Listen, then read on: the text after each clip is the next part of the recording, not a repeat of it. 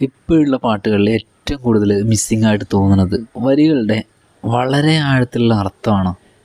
അതുകൂടാതെ മ്യൂസിക് കമ്പോസിഷനും ഇത് രണ്ടും കൂടെ ഒരുമിച്ച് കൃത്യമായിട്ട് വരുവാണെങ്കിൽ നമ്മുടെ മൈൻഡിനെ വേറൊരു തലത്തിലേക്ക് മ്യൂസിക്കിന് കൊണ്ടുവരാനാവും. അതിന് വളരെ നല്ലൊരു ഉദാഹരണമാണ് രവീന്ദ്രൻ മാഷിൻ്റെ ഈ പാട്ട്.